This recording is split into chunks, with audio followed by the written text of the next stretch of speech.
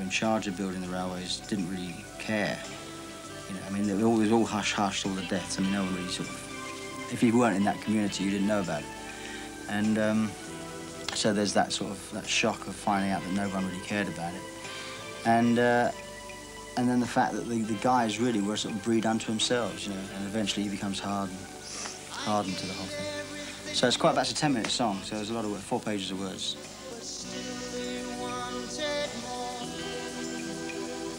We sweat and we toil, good men lost their lives. Don't think they knew what for. I sold them my heart, I sold them my soul, I gave everything I had. What would you think if your children decided to get into this business? I wouldn't really care one way or the other.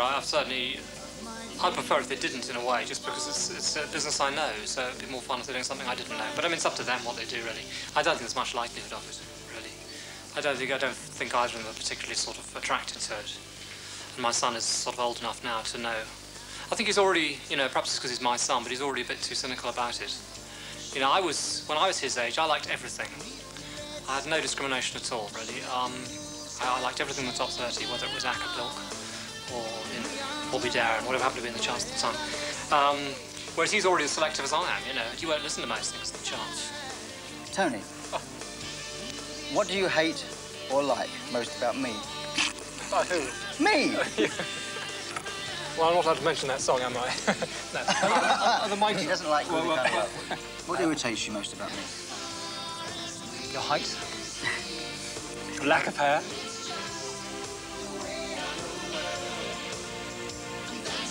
I don't know, actually, what can I say? I mean, you know, the guy's here.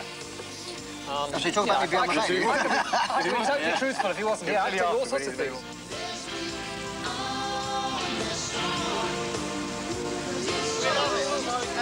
Would you steer your children away from the music business? No, my son's 15. He's just forming his own group. He's a very good drummer. And he's starting to write, you know, and he's interested in all that and recording himself. But I would not discourage, but I would be very realistic. So because he doesn't, you know, he thinks that I just arrived and here I am, you know. He doesn't know that you spend 20 years in the back of a van. Well, 15 years, because I'm only 25.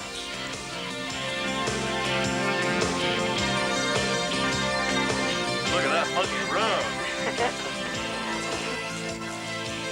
Tom, my 10-year-old, he's a good drummer and plays the sax. I mean, if he was keen, really keen, I'd encourage him, but I wouldn't go out of my way to encourage him. Mainly because I think, I don't know, I probably sound like the old, you know, the old timer who says in my day, but I mean, when we started, it was all a bit of a game. It was a laugh, you know. The idea you can make a living out of doing this never occurred to you. And now it's a big business. It's gone very serious.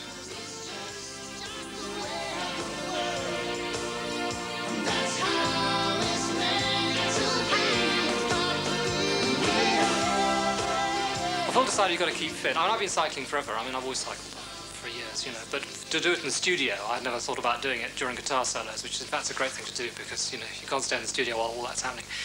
And Phil's decided he wants to sort of lose weight, you know, and stuff like that. So he was cycling around. I just cycle because I enjoy it, you know. In the studio, Turner's such a vegetable, really. There's no exercise at all. And so the cycling just sort of, you know, makes the blood go around a bit faster. Do you compete? Oh, there's no competition. No? I'll beat him hollow. Very restful.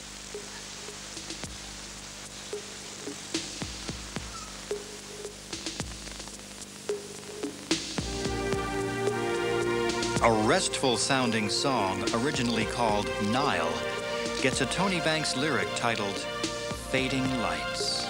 It kind of sounds like, you know, the boat going up the Nile, slow-moving ship in the water, that kind of thing.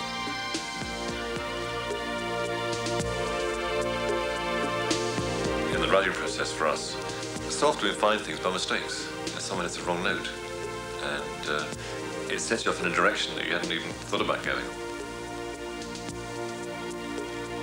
Another time might have been so different. When we're writing, Tony and I don't know what key the other person's playing in. And sometimes we come to record songs, and I'll say to him, "Is that what you played? That didn't sound like that to me."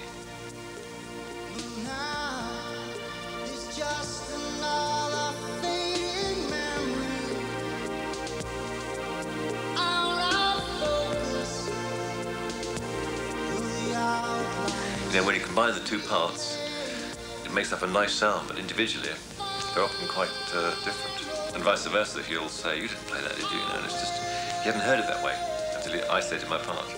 And that's the kind of chemistry that I think is what is good about Genesis.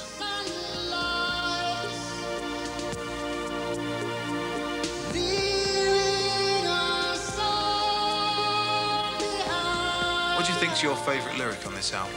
Of the ones I wrote, undoubtedly, Fading Lights, which I wrote quite quickly, in fact. Nick calls it one of my terminal songs. I was sort of, I don't know, perhaps as you get older, really, you find yourself looking back sometimes and thinking about things that can't be anymore. And you don't quite know what's going to happen in the future, so you don't know quite what is the final thing. When you're actually experiencing the last time you ever do something, you don't know that it is the last time you ever do it, which is sort of interesting thought, I thought. And so I kind of wrote a song about that. And sort of just generally looking back. It's a nostalgic sort of song. I mean, it, you know, it could be corny, but I think I was quite pleased with some of the lines in it. Well, I don't think it would sound very good with drums. No, I want the drums a bit power. Fading Lights is about to undergo a drastic change. The needle will be jumping off the record.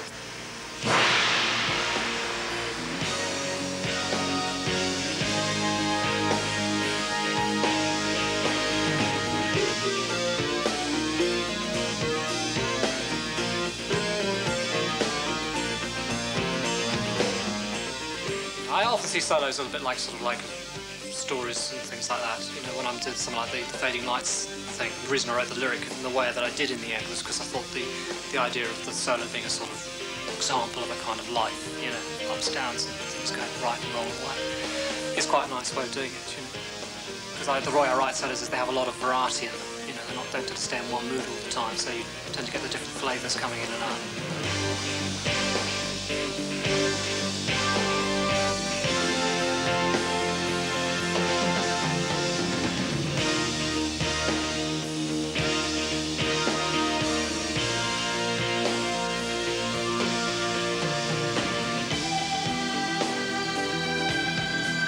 Fading Lights is nearly finished. Soon, the members of Genesis will be performing this music live on stage.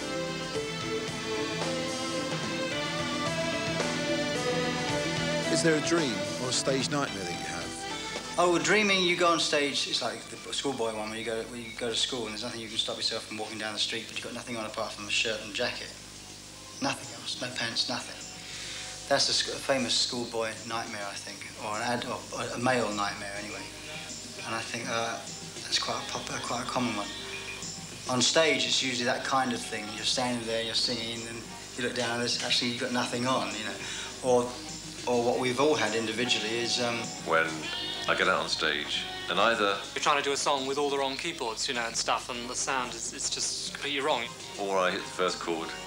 It's a fairly standard dream, I think. I hit the first chord, and then no guitar strings. None of the leads are plugged. There's no leads. The leads are plugged into the wrong things. And there's cries for Dale, or there's Jeff now. I forget what happens after that. I think I wake up, actually.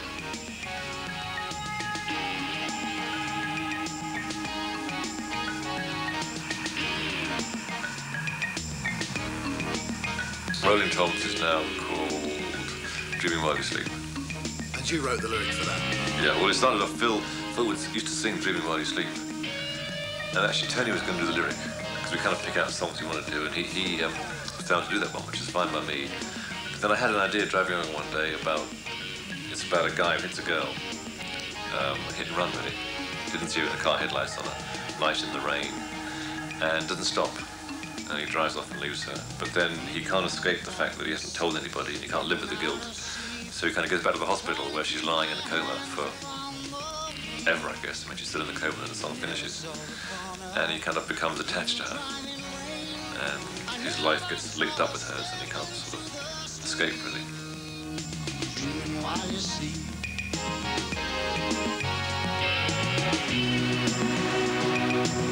Isn't that cool?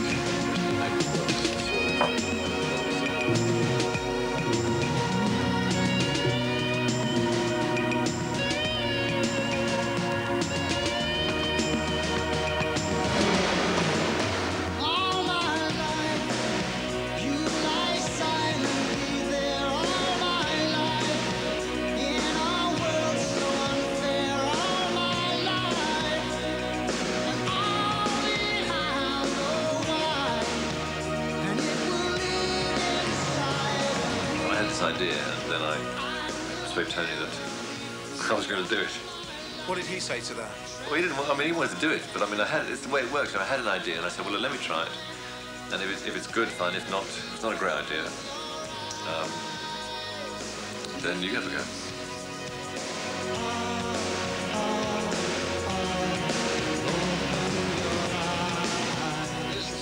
It was inside of me.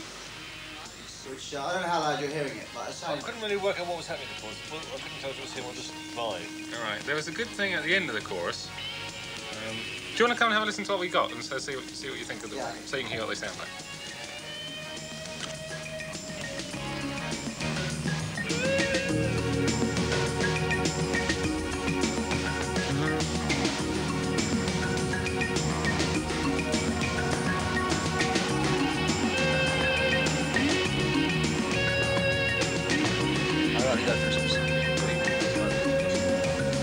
Well, I thought what it was. I mean, you don't want rain. It's just something. I thought.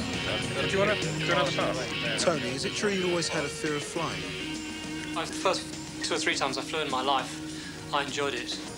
And then the first time we ever flew as a band, we did a trip down to Rome, I think it was. And I found I was terrified, and I don't know why. I mean, there's nothing specific happened at all. It was a fairly gentle flying. Saw it on TV. Could I take my secret to the grave? You know, if I have enough to drink, I can be all right, just about.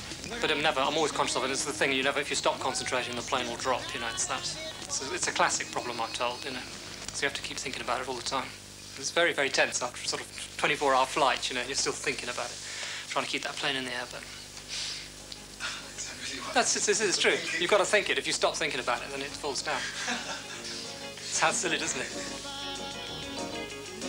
After all this time, Genesis still pay attention to reviews in the music press.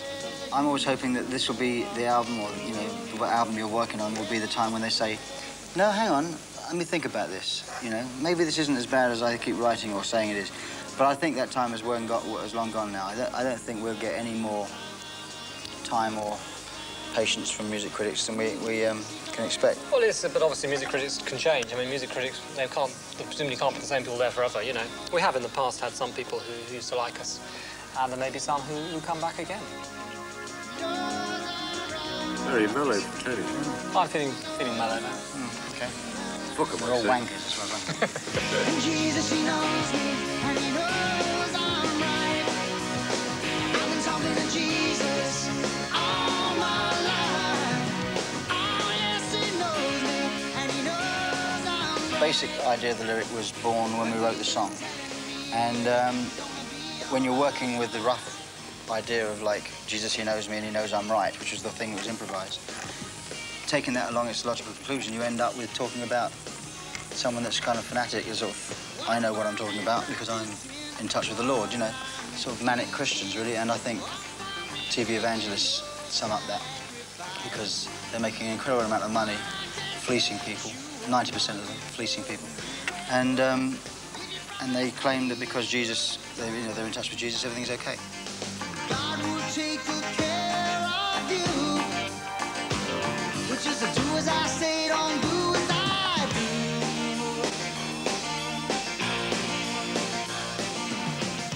do. I like Jesus, He Knows Me, which is a much more cynical song, which is more cynical than Phil normally is. He's normally a bit more sort of genuine, you know, and I mean, I'm a bit of a cynic myself, as you've probably spotted, and so I like this sort of very cynical approach of that song. I like it a lot. And it sounds good too. I mean, that's the other thing about lyrics, got to actually sound good when it's sung.